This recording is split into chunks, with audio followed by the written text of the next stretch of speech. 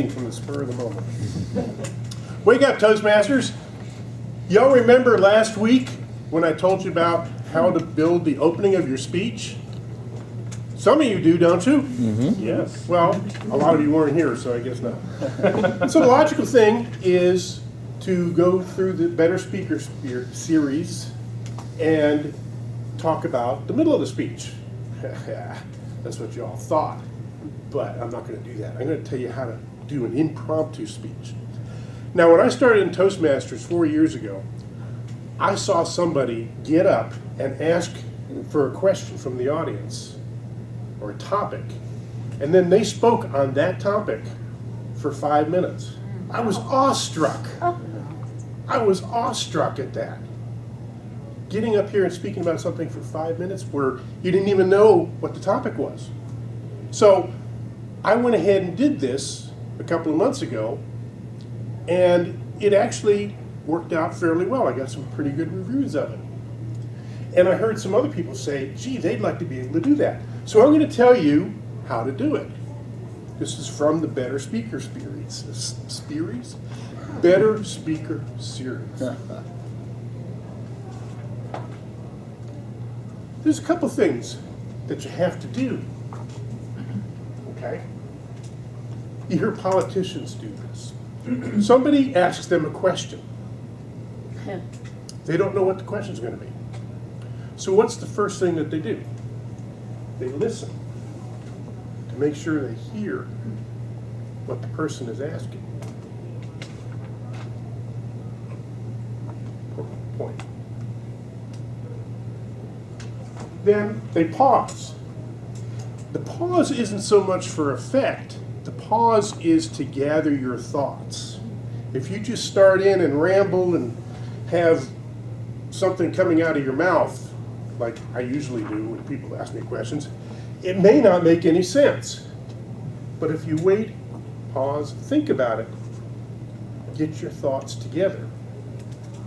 You confirm what they're asking. This is about impromptu speaking. And you can repeat the question. I love it when people take questions, they repeat the question exactly how it was asked. So you can determine whether that person in the back who was mumbling, what exactly they were asking. Then you go in and you tell them, answer the question, or tell something about the topic.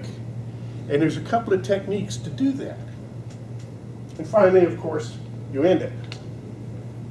Ending is you shut the heck up. So when you're telling the answer or the topic, there's a couple of different strategies that you can use.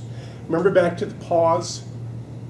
When you're thinking, how are you going to structure your speech or your answer or whatever it is? There's different techniques. You can express an opinion. The topic that I was asked a couple months ago was education in America. Well, I have an opinion about evaluating success or failure in education. Some people have a radically different opinion, which I do not like. So that was easy for me to come up with my opinion and why I think that. So that's one strategy for speaking. Another technique is addressing cause and effect. Now, the example I have on here was El Nino. Huh? Somebody asked me, why is it so gray? This was yesterday, because the sun's out now. Well, because of El Nino, right?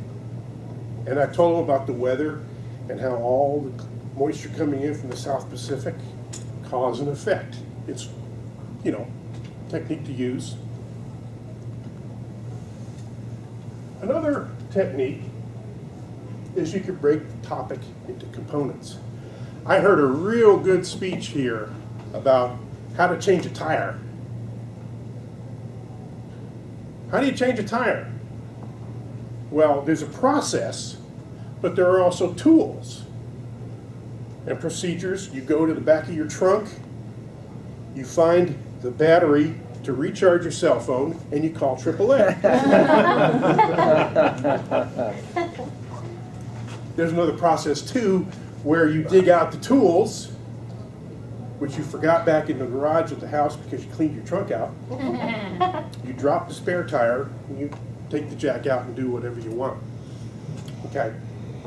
A process, a procedure, components, break it down into parts and list off the parts. It's another way you could do it.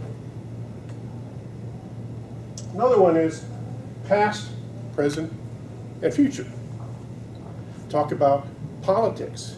This country was founded with the Declaration of Independence and the Constitution. That's the past. It worked great for a couple hundred years.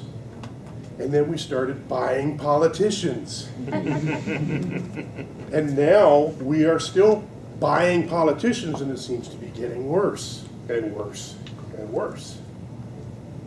So what's going to happen? Same thing that always happens when you have a change in a law-abiding, structured environment. You get chaos and anarchy. Chaos and anarchy in human political systems is a vacuum. Something will come in to fill that vacuum. It's usually dictatorships, demagogues. There's a couple of them out there, isn't there? But there again, that's my opinion.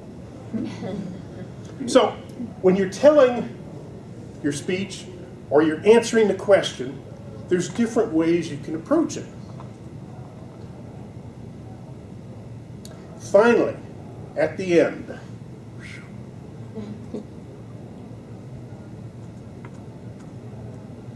when you finish, conclude, and then close your mouth.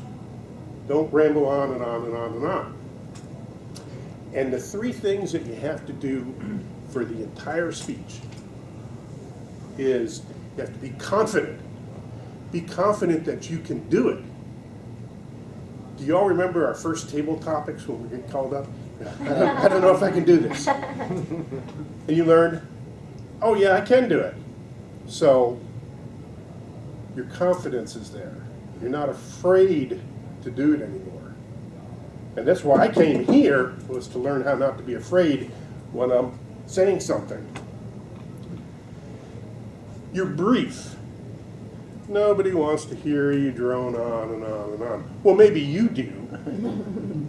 But I sincerely doubt anybody else wants to hear people expound on the obvious forever. I know I don't. So say your thing, get it over with, then shut your mouth. And the final thing is be sincere. If I was getting up here and just reading off these PowerPoints and saying, okay, I'm going to learn this, I don't know anything about it. If I'm teaching something that I don't know anything about, I'm not sincere. But I'm comfortable up here now reading the materials from Toastmasters to say, this is really good, I really believe this, and I really believe it's going to work. And for my evaluator, I sure as heck hope it worked today. So thank you all for listening to me. That's awesome. Thank you. Thank you.